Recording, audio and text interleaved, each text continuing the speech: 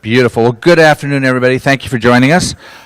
We are going to do what we hope will be an informative and different talk for a late afternoon. We're actually going to try to reach down into the complexities of the types of patient we see and model that for you a little bit. We'll talk about this before we start. Here's the faculty. I'm Chuck Raison. I am a professor at the University of Wisconsin-Madison. I'm joined by Clay Jackson, who is a family practice doc and a clinical assistant professor in the Department of Family Medicine and Psychiatry at the University of Tennessee College of Medicine, and Rakesh Jain, who is a psychiatrist and clinical professor in the Department of Psychiatry at Texas Tech Health Sciences Center, School of Medicine in Midland. Here are our disclosures. Here is the general disclosure, and here are our learning objectives. Clay, I need you to.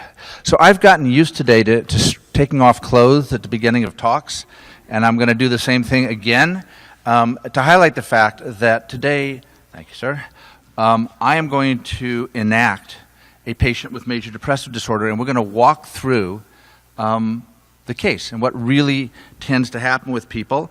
Thank you. Dr. Jackson here.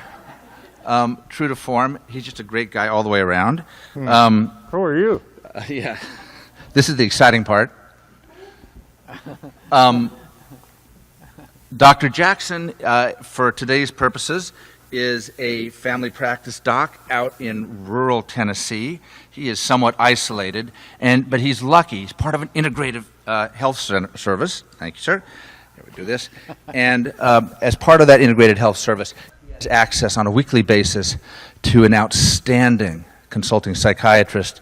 Yes, so I'm going to turn it over to Dr. Jackson. All yours, sir. So you met Chuck, who is magically transformed into Dan. And Dan's a patient of mine. He's a new patient, actually, to me, 45 years old, Caucasian male. He presented with a 2-month history of worsening depressed mood. His mood was worse in the mornings. He had middle and terminal insomnia, so no problem going to sleep, but he awakened during the middle of the night, and early in the morning before it was time to wake up, he awakened. Decreased appetite, he had weight loss, anxiety. He was, in the morning, he said, I'm just crawling out of my skin. Anxiety is worse in the morning. Occasionally he thought things would be better off. If it's going to be this bad, I may as well be dead, but he did not have an active plan to end his life. He said his partner 5 years left him, and she said I was too moody for her to handle, and this sort of precipitated this mood change a couple of months ago. He's had prior episodes of depressed mood. He had significant depression at age 19, 25, 32, and 38. Of course, now he's 45.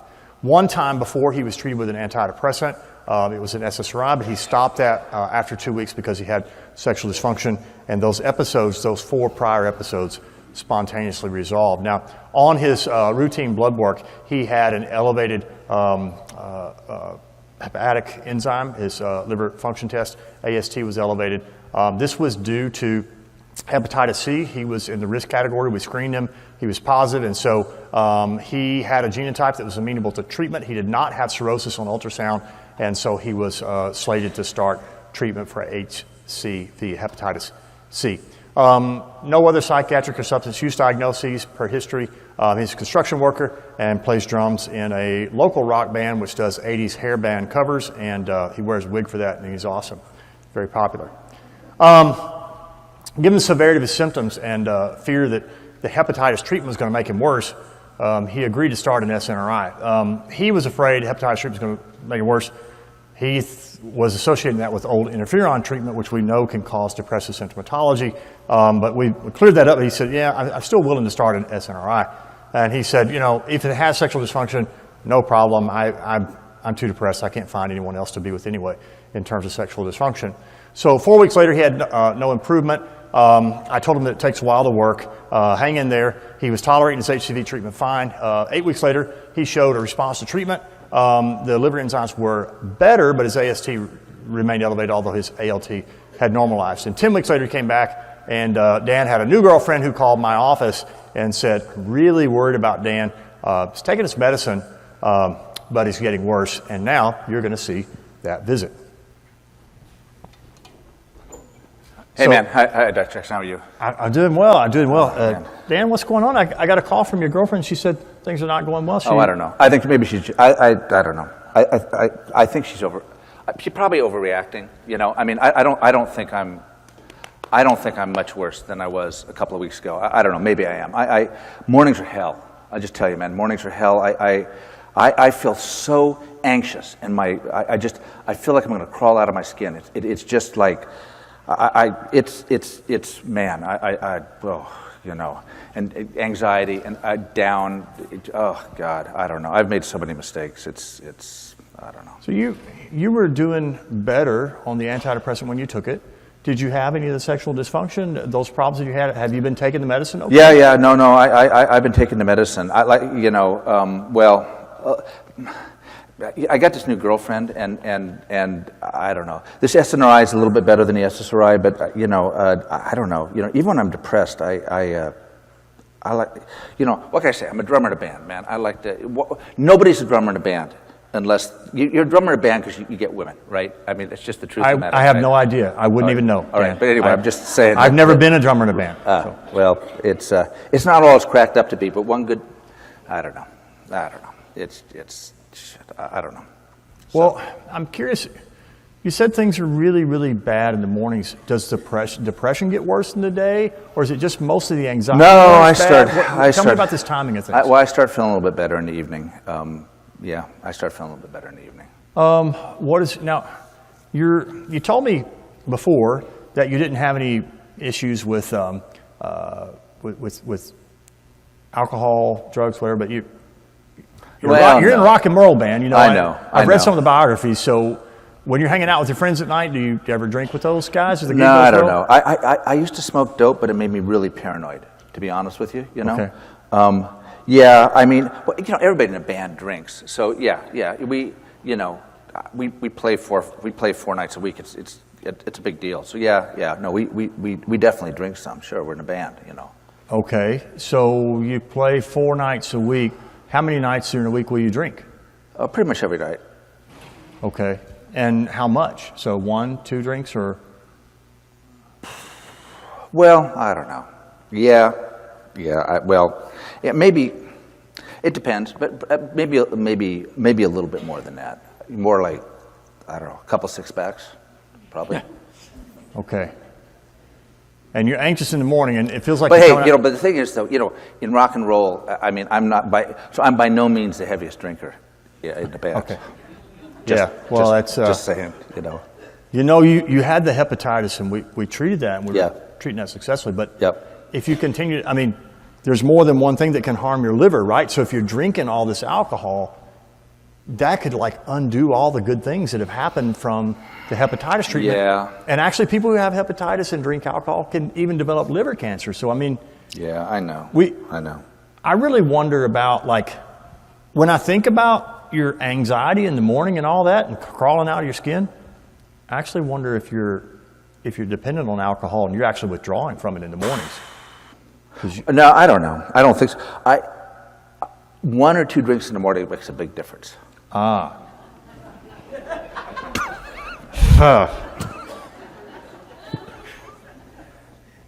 I don't know how to break it to you, but this is not good. Your health insurance spent a lot of money. You spent a lot of effort to get rid of the hepatitis C, and now you're drinking it. I don't know. Do you want to stop? It's going to wreck your health. Yeah, I know. It's wrecking your mood. You had a 5-year partnership that blew up over your mood, and now you've got this anxiety and withdrawal and stuff. And do you think that I don't know? Do you think that the drinking's got something to do with the depression? I think it does. And so you had depression before. You got depression now, but this anxiety in the morning, I think it's driven by the lack of the alcohol. And it's kind of like that guy who said the funny story, it's not my drinking that bothers me, it's when I quit drinking. Yeah. That's what's happening to you in the morning. And if you don't stop, I'm afraid whatever your mood thing is, if we don't stop the alcohol, it's not going to go well at all. Yeah. I don't know. I feel so terrible about everything, man. Would you be willing to go into inpatient treatment? No. Oh, no. No way. No. That's a no-go. That's a no-go. No, I don't know. But I don't know. What about outpatient stuff? If I could get you hooked up with maybe. If you got a counselor, some AA maybe, programs? Yeah, maybe. Would you go? I'd try, yeah. Okay. Yeah. All right. Well, listen, I've got a friend, and I'm going to, this, is a big healthcare system. And so although I'm a local doc, I get to talk to the psychiatrist, and he may have some input into maybe how much your depression versus anxiety is really what's driving this or what's going on. I'd like to talk to him. I usually talk to him on Fridays at noon. So how about, you told me you're going out of town this weekend. Yeah, we got to play it. Would you be willing, would you be willing to come back next Thursday? Yeah. Will that work? Yeah, as long as we can. I got to be in Jackson by about 6, so if we can. Morning appointment's fine. Okay. Okay. Good. Okay. Sure. Listen, try to cut down. All right. Right, and we're going to get you some numbers for the AA stuff, get you a number for a counselor. We'll see if that will work for your insurance for the counselor, and then I'm going to see you back next Thursday, and we'll talk about how things are going to go, okay? All right, man. Yep, well, yeah, all right. Look, it's going to work out, okay? All right. Work out. Who is that guy? Nancy? What's the name of that psychiatrist in our health group? James? Janice? J.A. Is this Dr. Jan's office? It's Dr. Jackson. Yeah, I'm asking for Dr. Jan. Yeah, we have an appointment. No, I don't need to see him as a patient. It's every Friday at noon we're supposed to talk. Yeah, just if you could tell him it's Dr. Jackson. Thanks. Thank you so much.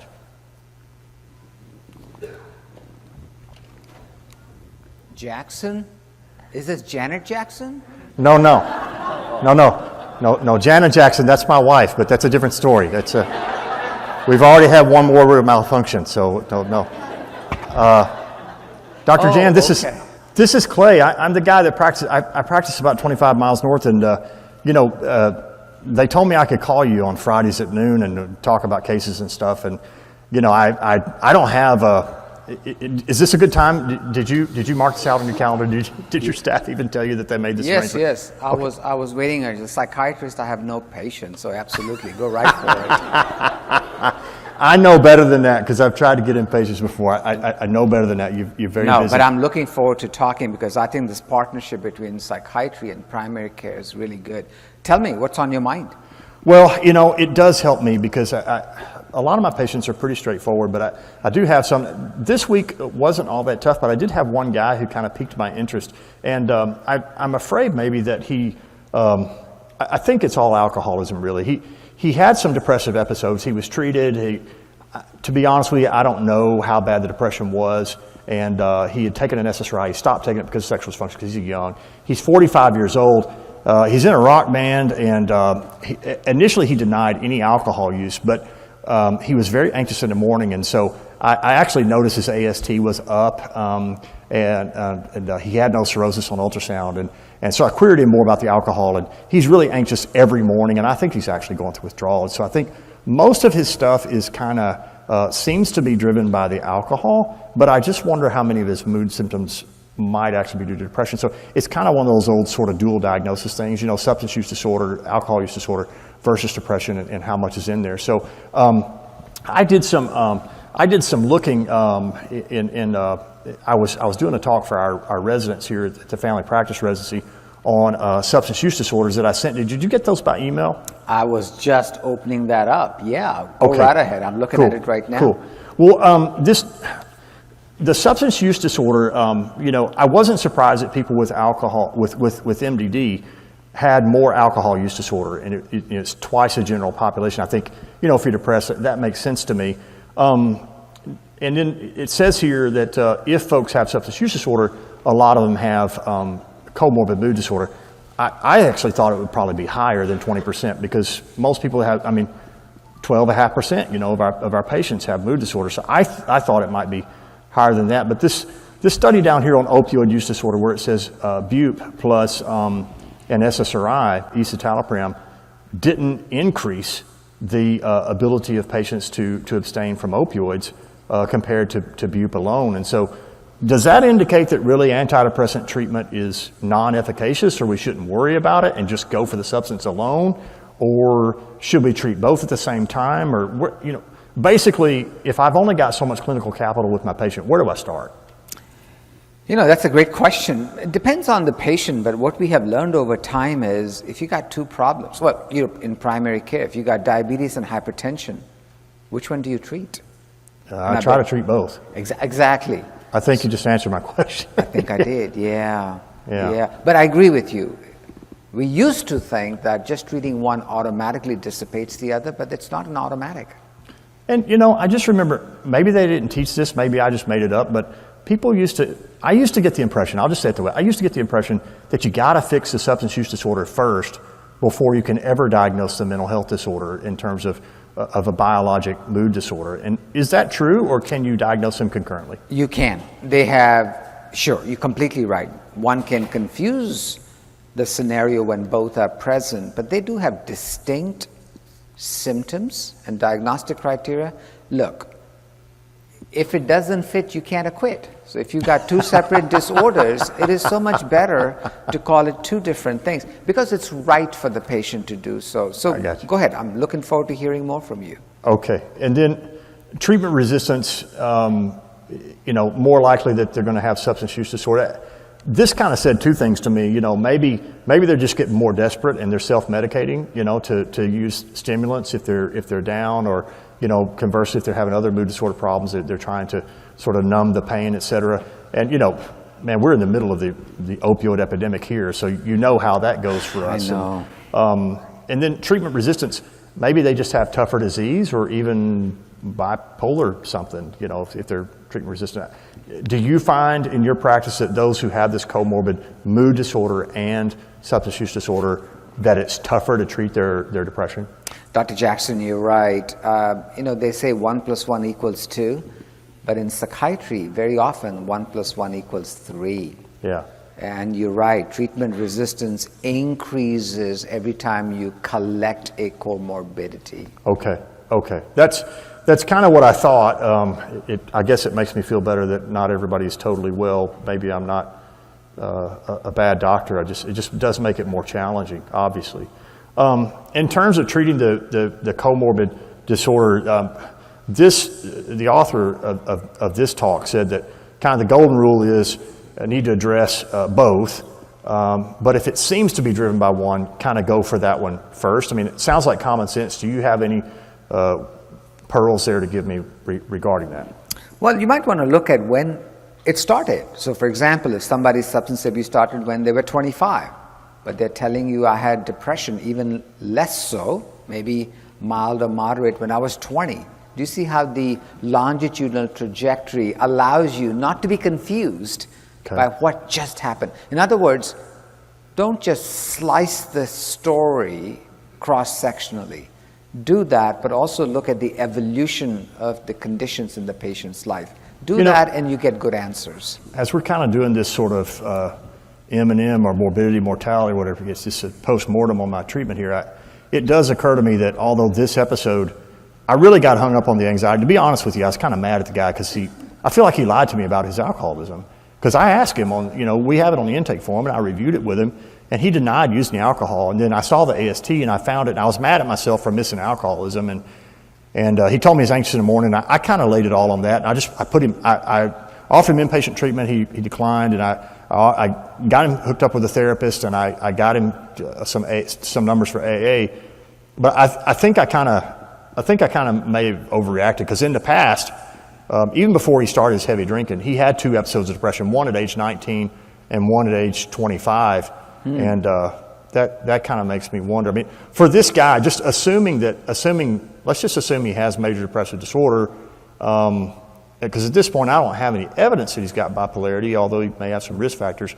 I saw this study on an SSRI plus Naltrexone for somebody with alcohol use disorder, and if I'm interpreting this right, it looks like that combination was better than either one alone. So if he were willing to take something to help him with alcohol cravings, like Naltrexone, might we be better off adding sertraline to that? Do you think that's reasonable for this guy? Yeah, you did a good job. You have just discovered one of the great iconic studies in the field, one of the very few wonderful studies that showed that 1 + 1 = 3 in the other direction as well. For treatment, yeah. Exactly. So no, there's no doubt at all. If you encounter 2 DSM conditions, you want to challenge both of them, because helping one increases the chances of helping the other. And as we are seeing, it's quite obvious that adding sertraline to naltrexone, the outcomes are better both ways, both with alcohol and with mood. Okay. Well, listen, I know you got patients at 1 o'clock and the time has flown by here. I really appreciate you reviewing the talk that we put together for the residents. And teach one, do one, you learn when you teach. Actually, it's made me think about this case differently. And I think I probably better go back and talk to this guy about maybe an SSRI plus naltrexone if he's willing to do that. I think that might be helpful for him. But I'll talk to you again next week. Hopefully everything goes cool in the clinic and everything's great. But I really appreciate you helping with the cases.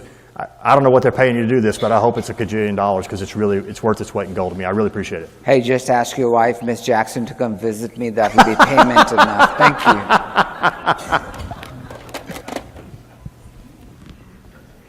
So Dan had some improvement. It's a happy ending. Based on the consultation with Rakesh, I switched him from his SNRI actually to sertraline and naltrexone. We talked about it.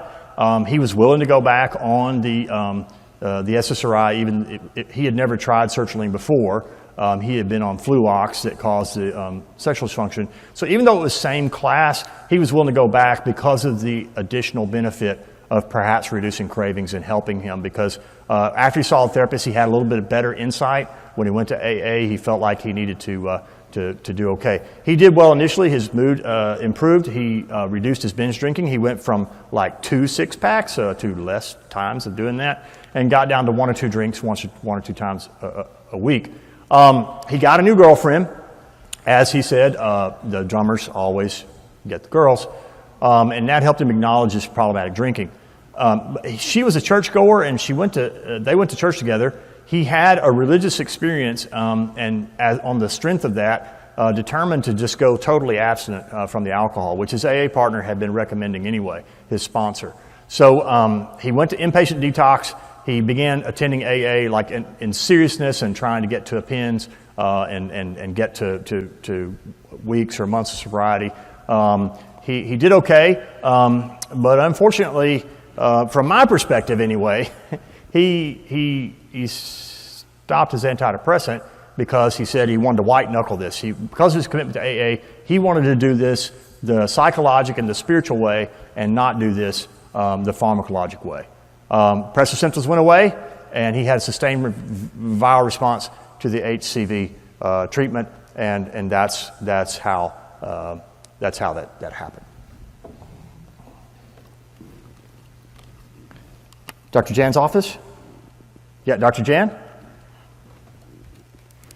Oh, he's on the line. Okay. Yeah, thanks. Hey, Rakesh, how you doing? Yeah. Hey, good. How are you, Clay? So, I'm doing well. It's been a couple of weeks since we talked. Did you have a good vacation? Things go all right? It was good. Super. Yeah. What's super. on your mind? Well, things are going pretty well here. We implemented that PHQ-9 thing that you told me about in the clinic in terms of screens. We started doing the anxiety scale too, the GAD thing. The GAD-7? Good for you. I'm proud of you. I'm not sure I know how to interpret all the results, but we're working on it, okay? And we have not started screening for bipolar yet, but that's next. We want to do that. So that's going well. Most of the patients have been doing okay. I haven't had a lot of problems. Do you remember that guy, Dan, we talked about, the drummer? Yeah, I know you were very worried about him. I think you were thinking about naltrexone and an antidepressant? Yeah, we did. And, maybe it worked too well, if there's such a thing. He did okay. He got a new girlfriend. He started, he was maintaining function. He did better. He actually had a religious experience. Things went okay. He stopped drinking. He went to inpatient, totally detox, went abstinent, But he quit his medication, and I was kind of a little bit concerned about that because I'm kind of worried about relapsing him from a depression standpoint and a substance use standpoint. So this week I had one more series that I had promised to send you, and this was from the national conference that I went to last month, and they had some interesting stuff on the substance use crisis. And this graph on the left really kind of bothered me. Did you get the slide set? Yeah, you really are sending me some very good information. Well, what'd you get? Tell me what you got. This is scary information to me, Rakesh. On the left, the green mountain is the opioids. You've been hearing about opioid crisis as I have. Yeah. The green mountain is the opioids, but look at when it peaked. It was 2010. But the blue line is overall opioid deaths. And after we stopped prescribing so many opioids, a lot more people started dying from opioids, which is counterintuitive, and it shows it's actually driven by the yellow line, which is heroin, and the gray line, which is actually illicit fentanyl. And so this guy, he said he used to, quote, smoke dope in the past. He's not shown a predilection for opioid use disorder, but I'm worried about polysubstance disorder, that he might relapse. And then, the other line there, that's methamphetamine overdose. And what you see is things have gone exponential. Rather than arithmetic growth in these deaths, in multiple substances we're seeing things. And then you told me that I have got to cut down on benzodiazepine prescriptions, that there are really very few indications for long-term use. And I'm trying to listen very hard, but I'm telling you, this graph really bothered me because U.S. deaths from benzos, we don't hear anything about that on CNN or Fox News or whatever, but man, even though the lay press hasn't hit it like they have the opioids, people are dying from benzos everywhere. And I ran into the medical examiner at the medical society meeting in our county the other day, and he told me that most of the deaths they're seeing are polysubstance overdose. That they've got a lot of different stuff in their system. And in our state, about 33% have benzos in their toxicology report, as well as opioids. And so this study was national drug overdose deaths, and it showed that the numbers are skyrocketing, you see, and as prescription opioids are kind of fading, the illicits have shown exponential growth, and polysubstances, including alcohol, predominate. So, you tell me. I even thought about asking him if he didn't take the Fluox because of sexual dysfunction. He didn't take the Sertraline plus the Naltrexone because he went to a revivalist meeting and his new girlfriend, and he wanted to white knuckle it. I even thought about, what about like an injectable for him? Injectable naltrexone, because this is kind of funny. They showed this as a study, but it looks like people actually do better with the medicine if they open it up and actually take it, which I think this was kind of tongue in cheek, and they reach for it and they do it because of us. But apparently I'm not doing well with this guy. I kind of feel like when I walk in, it's like this, like we're facing each other and the pills are between us, and we both got our gloves on. That he resists taking the medicine. So, have you seen any luck with like the injectables for naltrexone versus oral? I know you don't routinely do substance use disorder in your practice, but any of your colleagues talk to you about that? How can I help this guy in terms of adherence is really what I'm asking. That's a good one. If non-adherence was a disease, it'll be the #1 disorder I take care of on a daily basis. So don't be too hard on yourself. If you do encounter such a problem, look for solutions. And I agree with you, injectable naltrexone in someone who's forgetful or erratic about travel, for example, I think it's a very good idea. What did you say? If non-adherence were a disease, it would be the #1 mental illness you treat? Is that? Yeah. I'm going to write that down, Rakesh. That's pretty good. Yeah, that's actually what they showed us in the conference. That the psychiatric diagnoses across the board, the rates of non-adherence are pretty bad. This guy had a lot of anxiety and he had depression. So, I mean, those are two conditions that are highly likely to have non-adherence. They said too that the further you go with an antidepressant, the more likely the patient is to quit it. This is a study, but does this resonate in your practice? Like, This says by day 90, half the people stop the stuff. And listen, it's on my med list, so I was assuming they were taking it. Am I foolish there? I guess I got to ask more questions. No, you're right. It is so much better to assume there'll be challenges and take care of it proactively. It's like a Walmart 50% discount. It happens so commonly. I'll talk about it at the very first visit, and I'll say, the better you get, weirdly, your chances of being adherent to medications drop. Can we talk about it now and fix the problem as best as we can now so that it doesn't happen? So don't stop without calling sick. They said this stuff on the right, that if you tell them to take it every day, I mean, I thought if I wrote the prescription and the pharmacist had it on the bottle, they would. I know. I'm sorry. I'm not trying to be smart. I just thought, they paid money for it. Their insurance did. They'd take it. But it says I got to look at them and say, take this medicine every day. And those words have to come out of my mouth. And that predicted improved adherence. And they said I need to tell them that it's not like an antibiotic. You won't get me better tomorrow, most likely. And seriously, if they get better, I thought everybody would keep taking it if they got better, that they'd stop it if they had a side effect. But you're saying that with your patients, like once they start feeling better, they stop the medicine? It often happens. That's why you can get dangers from both things. Doesn't work, adherence drops. Works, adherence drops. So the thing to do is to caution and warn them and come up with systems as soon as possible so that you can maintain maximum adherence. This one scared me. Thank God it's a psychiatry study, not a family practice study. But it talks about non-adherence, and it said that of patients with bipolar disorder, they're being seen by specialists, but that if you define non-adherence as missing one dose in a week and a half, that 1/3 of the parents were non-adherent, but only 6% were rated as non-adherent. So there was a kind of a 5.5 to 1 mismatch between people who are actually non-adherent and then specialists recognize it. It scared me. This is not to bag on your specialty, because my gosh, if you miss it, I'm probably missing a lot of non-adherence too. So, I mean, what are some tips that I could do to, because I clearly failed with Dan. He quit his meds. No, I think you're being too hard on yourself.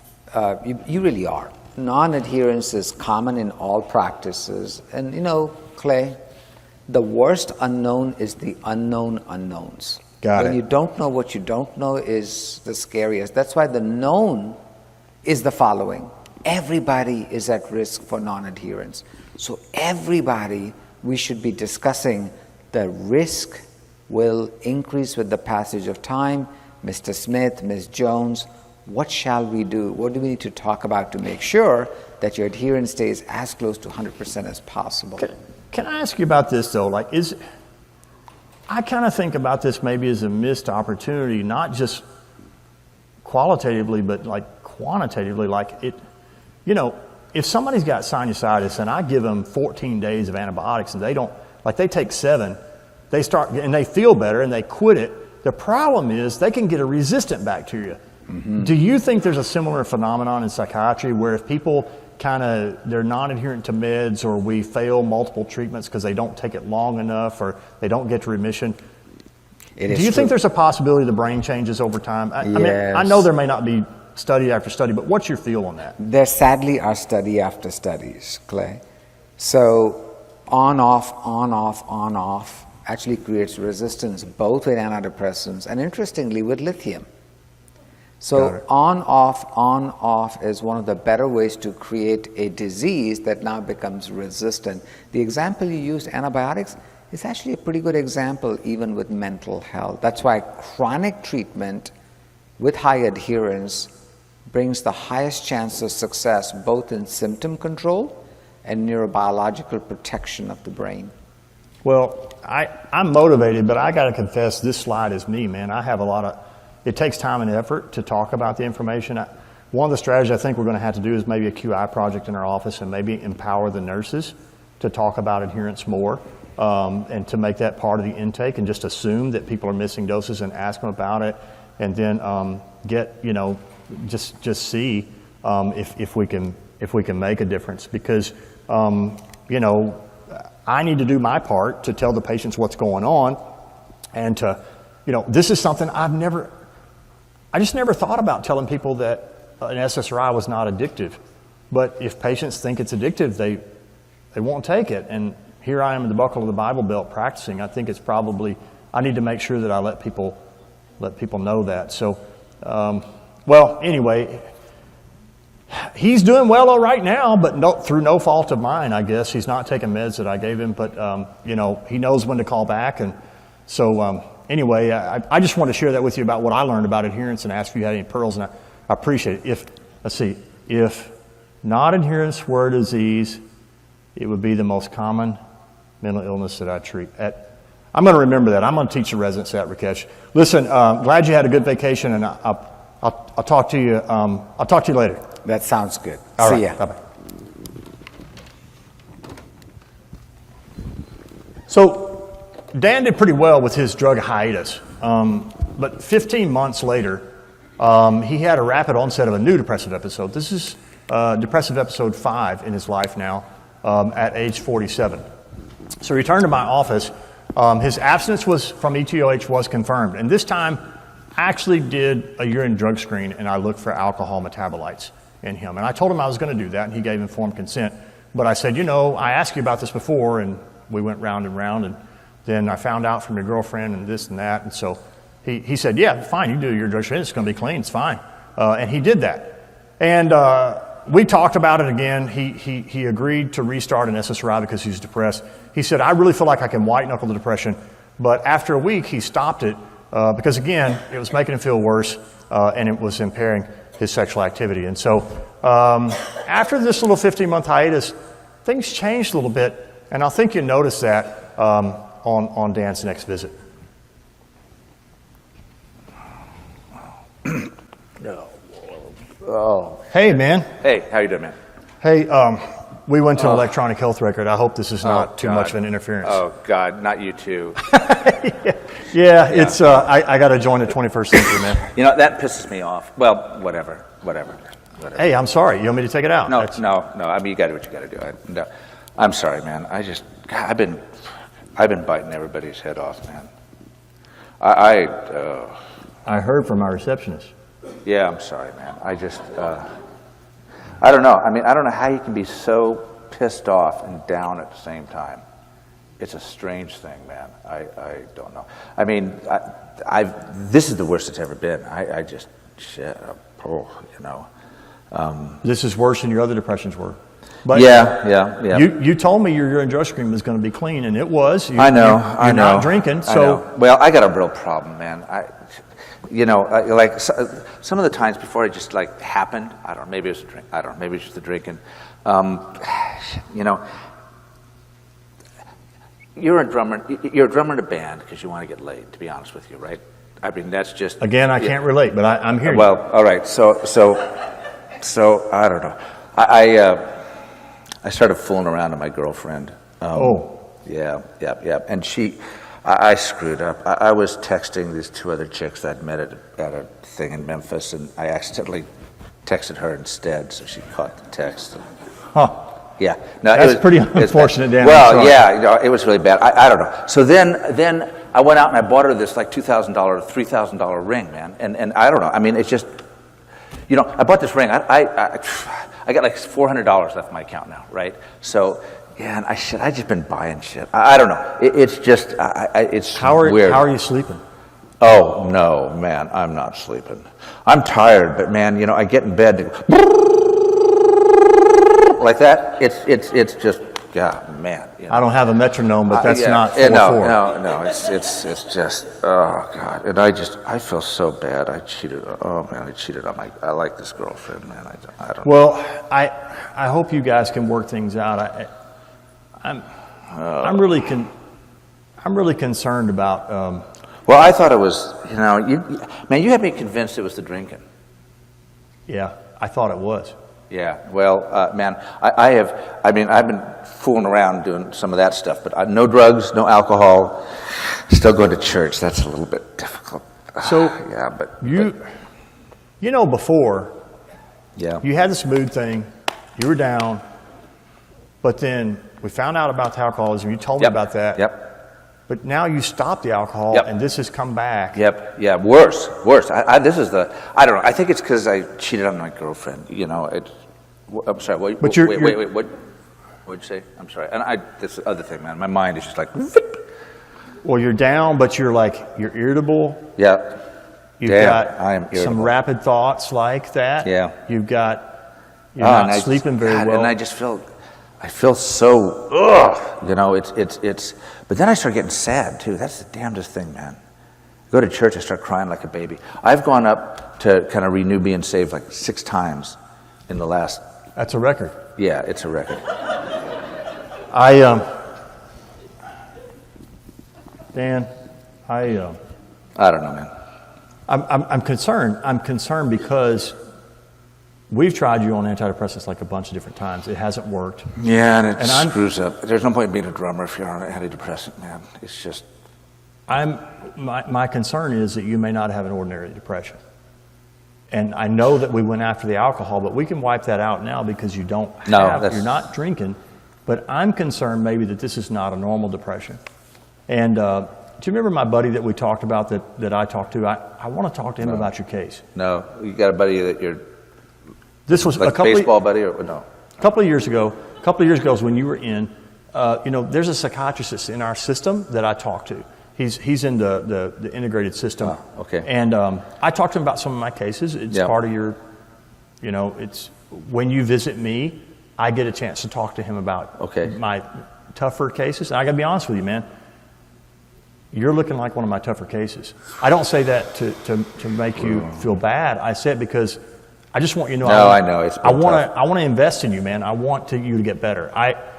To be honest, I like you. I think you're a nice guy, and I want you to get better. I think you're trying, and I'm really worried right now that things are really unstable. I mean, risky behaviors as far as sexuality. I mean, I can't believe I spent the money on that damn ring. God. Finances and stuff. I mean, I don't know. Yeah, just it's been worse. It's been worse since all this stuff started with feeling like crap too, man. It's just. I thought it'd make me feel better. I thought it would help me get her back. I'm sorry. What were you saying? What I want to do is Dan, I want to talk to my consultant friend, and you promised me you're going to be safe. You don't have any problems. You're not worried about hurting yourself or anything. Yeah, I've called you before, man. You know that. If I have to, I'll call you in the middle of the night. Do you have a trip? Do you have a trip this weekend? Tell me you're staying at home. No, I'm staying home. I'm going to try to patch it up with, I think that's wise. It actually works out well for me. Could you come in Friday afternoon? Because that's 2 days from now. I can talk to him, get some things smoothed out, and see what our treatment early though, because I've got to go to Little Rock. It's a late gig though. So, but yeah. So you're going out of town or not? No. Oh, this weekend. Oh, I thought you meant the week. I'm sorry. What were you saying? Can you come Friday afternoon? This Friday? Yeah. Yes, I can come this Friday. Yeah. If you have any problems, you can call 911. You can call me. I want you to be sure that I want you to feel supported. I would go ahead and offer you some medication now, but the problem is... talk to your buddy. I mean, honestly, I like you as a doc, but... I don't want to misfire. Yeah, right. Let's not Because this is serious, and I want to make sure that we get the right treatment. Good. Okay, fine. Listen, I'm going to see you in 2 days. All right. Good, man. Thank you. Call me if anything happens between now and then. I will, man.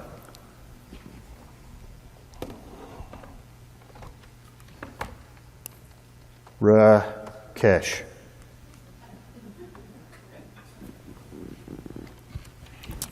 Hello. Hey, man, you're on speed dial now. Yeah, I know. We are close friends, golf buddies, of course, between us. Do you remember Dan from a couple of years ago? The drummer. You worried about him before. The drummer, yes. He was doing really well, right? He's the one I thought everything was with the alcohol, and then we put him on the Sertraline with the Naltrexone. He actually did too well. We talked about taking meds because he stopped all his meds. He's done well for 15 months, but he dropped a new depression episode. And when I say dropped, he didn't slide into it. It happened like really quickly. But he's really confusing me. And honestly, Rakesh, I'm worried he's got like some kind of bipolar type thing or something because he's agitated, he's irritable. He yelled at my receptionist. He'd never done anything like that. He spent a bunch of money.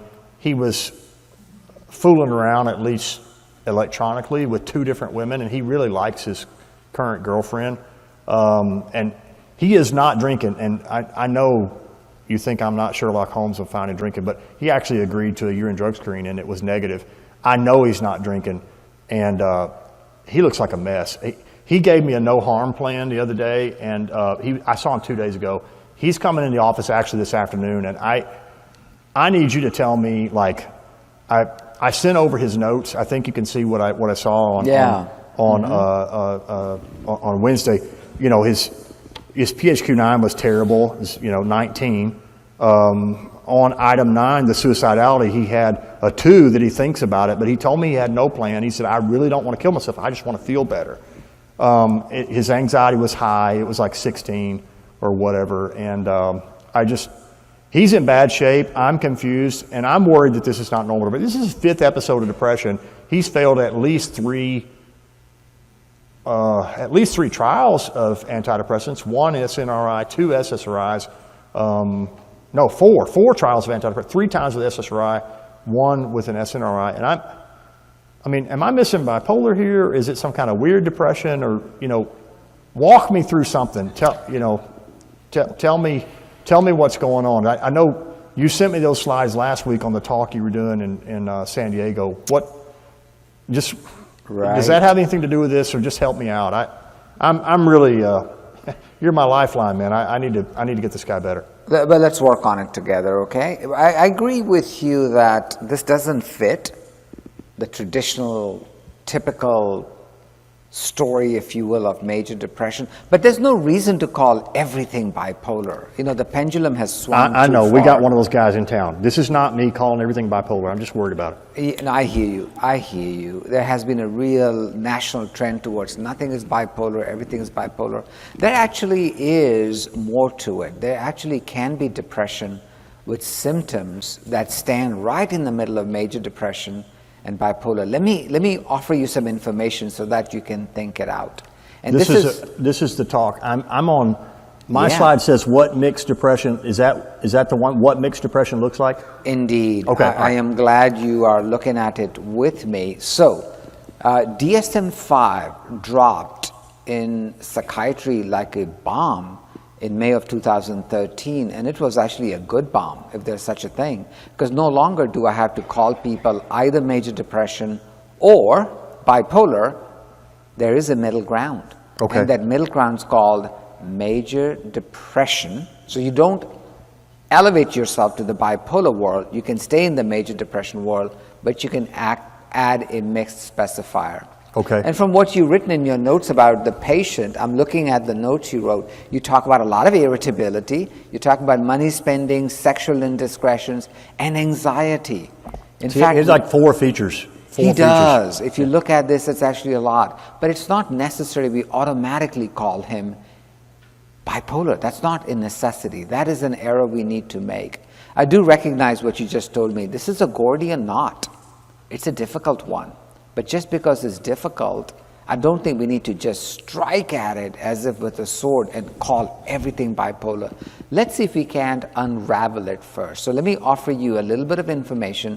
Just follow that slide deck along with me, and I'll give you both a historical as well as a contemporary way to re-look at major depression. Okay. Okay? I think you'd like it. So Emil Kraepelin, would you do me a favor and look at the reference year first?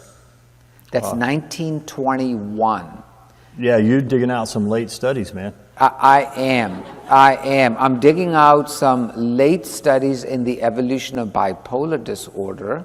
So even almost 100 years ago, it was actually well known that the majority, particularly in relatively young individuals, the majority of the time is not spent manic or depressed. It's actually spent in that limbo phase, where you have neither, yet you have both. Yeah. Well, that's what I say. I don't see a lot of guys like Dan who come in this irritable and agitated and stuff like that. But you do. The thing is, they're not reporting to you.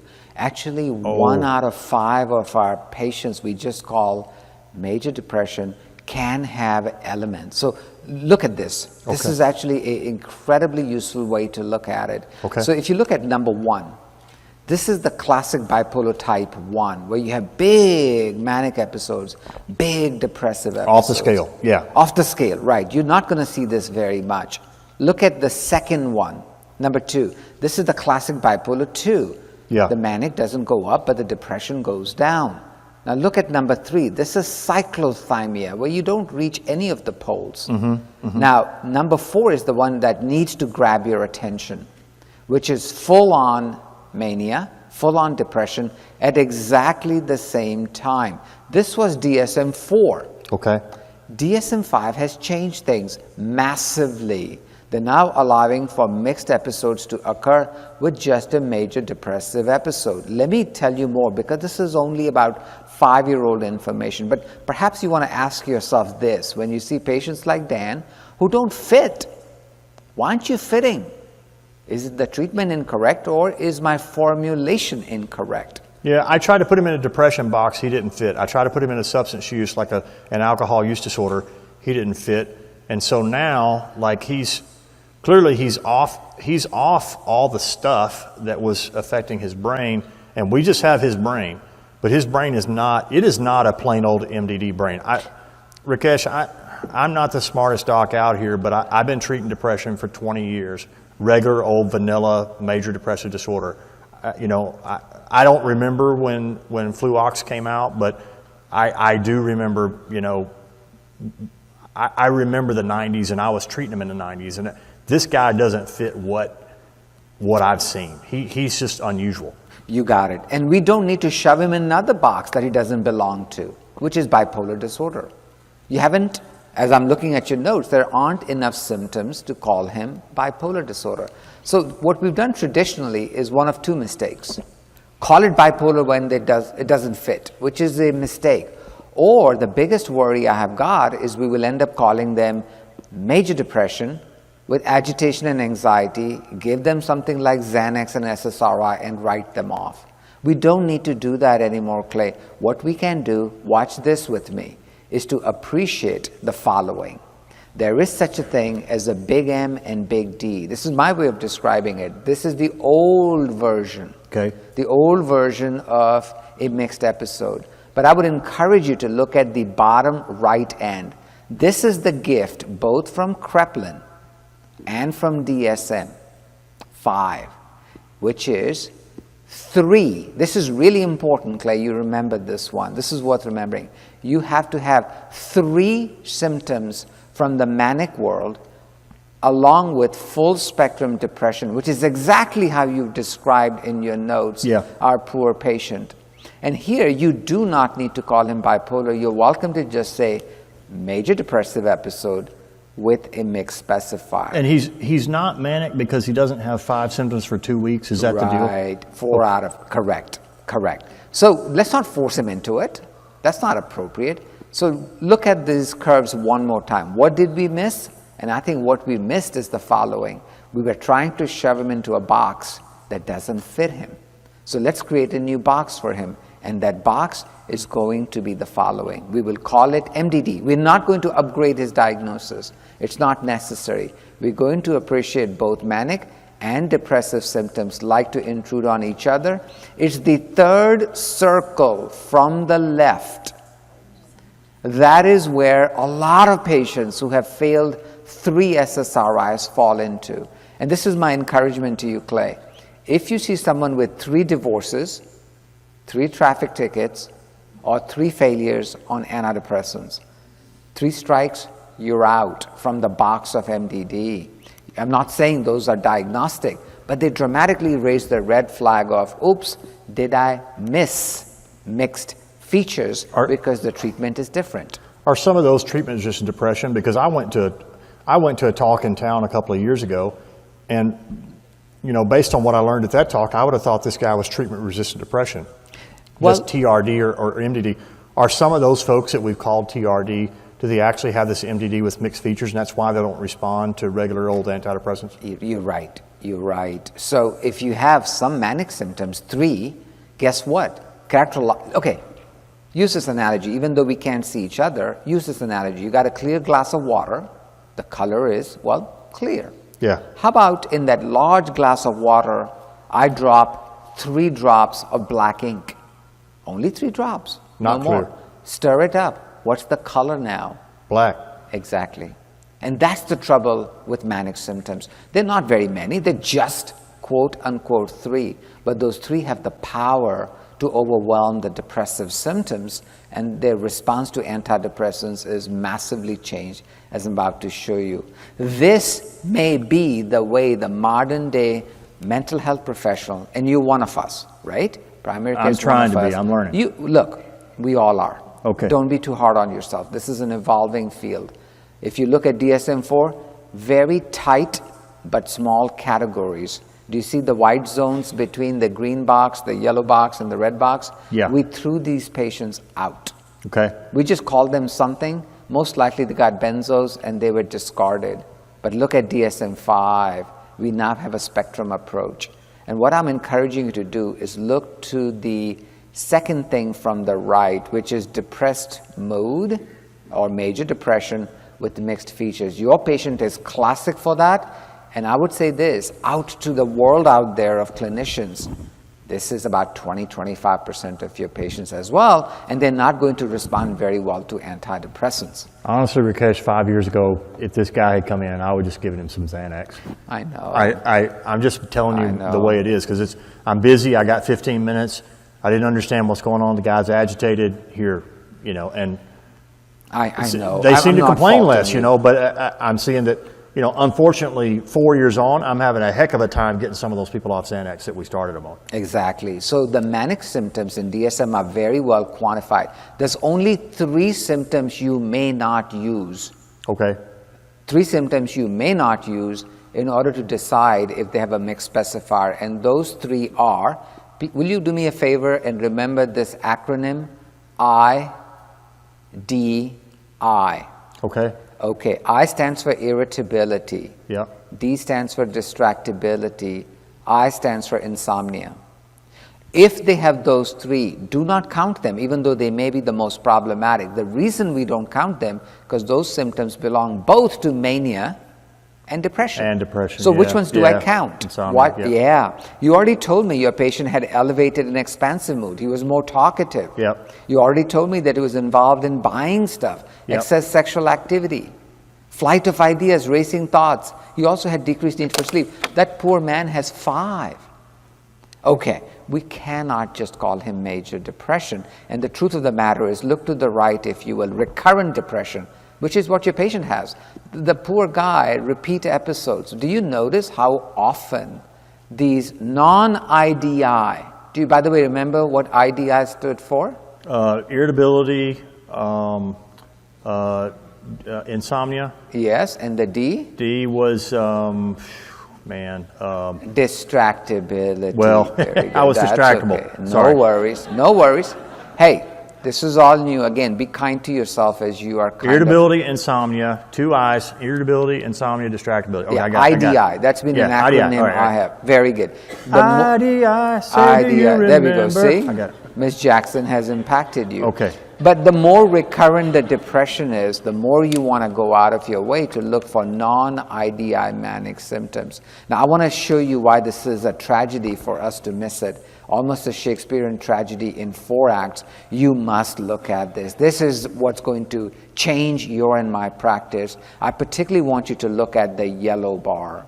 If a patient has depression, followed by severe anxiety, not only do they have high risk of having a mixed episode, major depression mixed episode, you don't have to call it bipolar, but the numbers needed to treat, if all you give them is an antidepressant, is an astonishingly frightening 22. So I got to treat 22 patients to get 1 better. Yeah. If I treat them with antidepressants alone, and they've got mixed depression that you've been talking about that Dan's got, and they've got severe anxiety, which he has. Yeah. So You're saying basically, we're hosed. We've got to try a different tack. You with got it. Or I would suggest the following. We got to relearn the art of diagnosis. Okay. And let the dog wag the tail. Let's not let the tail wag the dog. The spectrum is large. I think I was foolish in my younger years where I thought things existed in beautiful, lovely categories. They don't. They don't. It's spectrum. And I'm okay with that because having a spectrum approach helps us. So here's a deep learning point for all of us, primary care and psychiatry. The spectrum of mood disorders is the law of the land. It's much larger, much wider, and more damaging than originally thought. And there are characteristics. There are patients who have TRD, absolutely. But to have TRD, you must have TRD. You can't have symptoms coming to you from the non-IDI world of mania. Okay, Yeah. 1 I'll buy, 2 I'll buy, 3 I cannot buy. I'm not allowed to buy. So if you've got TRD, then you got to have the regular old D. You got to have regular old depression, right? It's got to be unipolar. And But it's got to have the if you got absence. MDD with mixed features, they may be treatment resistant, but it's a different type of depression. It's an MDD with mixed. Okay, all right. You got it. All right. I hate to hurry you, but I only have 3-4 minutes before I go I know in to you- see I know my you got next patience. patient. I apologize, but this is so important. I want you to be aware that in terms of treatment options, I and you are extraordinarily rich.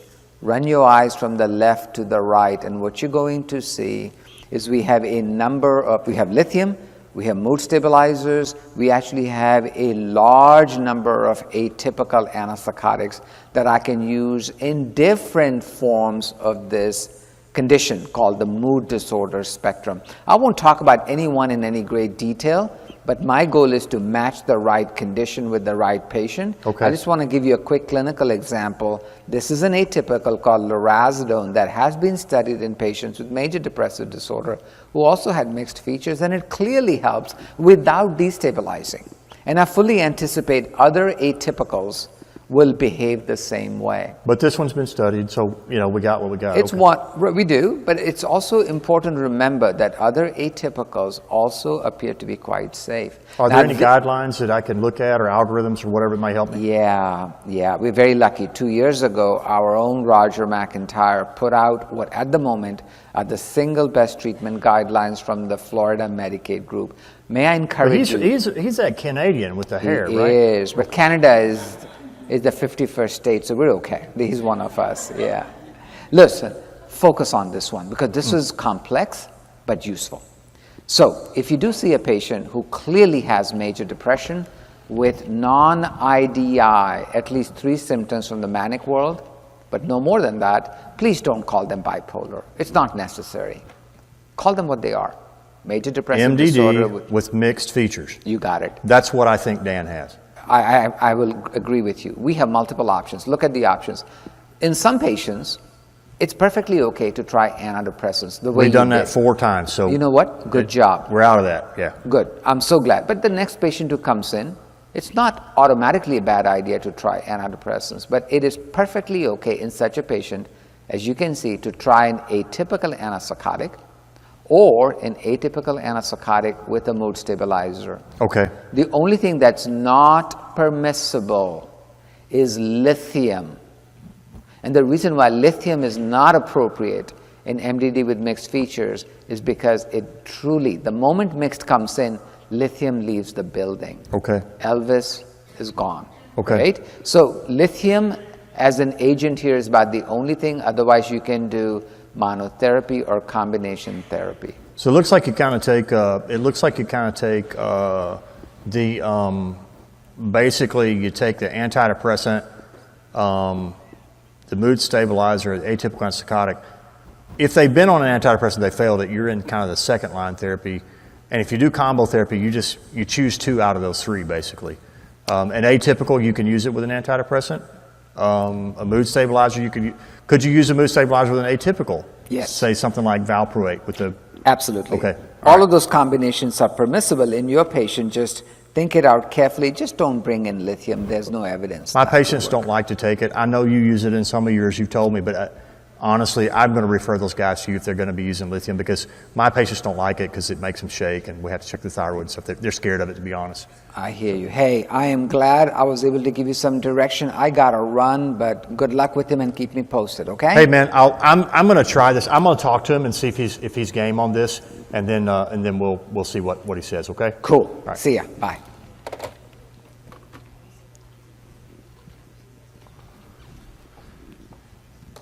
So Dan came back on Friday afternoon. Hey, man, I'm going to leave this over here. All right. Because I know how much you love it. And I'm just going to break down and talk to you, okay? All right. How you doing?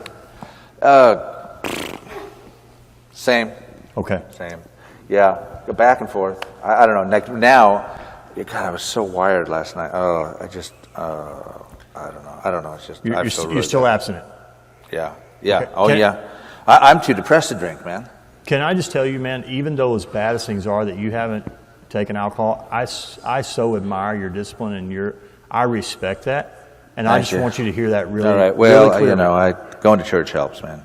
Okay. And I respect that too. I mean, because, well, I hope you can pass things up with this girl because she and that church and your discipline are a heck of a combination. I'm trying. Speaking of combination, I had a visit with my buddy, the psychiatrist that's part of our team, and he didn't bust my chops, but he said we might have missed a couple of things. Okay. This thing. Yeah. The increased energy. Kind of comes and goes. Yeah, it's weird. Talking to you, I feel a little bit more. The sleep, the distraction, some of the things that are kind of the high energy stuff. Yeah. He doesn't think you have bipolar disorder, okay, but it's some of the features of like mania type things. Not full-blown disorder, but it's something we call depression with mixed features.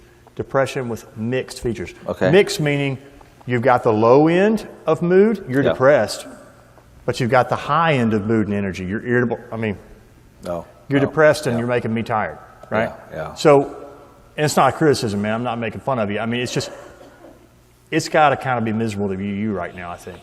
Yep. And we've tried a bunch of different antidepressants. They haven't worked. I'm thinking about, now, don't balk at the name. There's a class of medicines called atypical antipsychotics. I don't think you're psychotic. I don't think you're crazy, okay? But that's just what they're called. They started, they were used at first in different groups of patients, but they've actually, there's one of them that's been, at least one that's been proven to work in this. And Dr. Jan has a couple that he thinks might work for you. Would you be willing to try that? Yes, definitely. Now, it's not going to work overnight. You have to take it every day. Oh man, I feel so miserable. I'd try about anything right now. Okay. You got to take it every day. If you have any problems, you need to call me. Okay. And I want you, in terms of side effects, I don't think you're going to get sleepy. I don't think you're going to gain weight. And I don't think it's going to affect your sexual function. I think it's going to stop some of this. Okay. I think you're going to be able to get some rest. I think you can be calmer. I think it will help potentially reduce some of your just jitteriness and anxiety.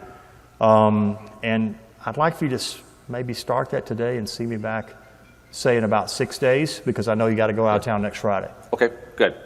Does that sound okay? Yeah, sounds okay. Have you got any questions? No. Okay. Listen, this has been a long journey. You've been a really, nobody wants to be the interesting case, but I really think you're going to get better, and with the team that we've got around you, and especially, your faith and your home life and how well you want to be, how much you want to get well, I think you can make it. All right. Hope you're right, man. All right. All right. I'll Thank see you, you, man. Good. All right. So, what did we learn today? DSM-5 mixed has significantly expanded our previous diagnostic categories. It's back to the future time. We've taken a time machine 98 years from where we were back to 1921, and Kraepelin rules the day. A wider spectrum of mood disorders typifies how we can diagnose and treat our patients today. So it's not just interesting academic nosology. The mixed feature allows us to further specify patients and to understand through ongoing research, not just in terms of new molecules, but new techniques and methodologies of treating patients, how we can best serve them. Because it does stink to be Dan. And it stinks to be Clay when you're in front of Dan time and time again with the wrong tool to fight his illness. And without a proper diagnosis, it's very difficult to understand how to best treat him. Mixed mood states are very common, and they're commonly missed.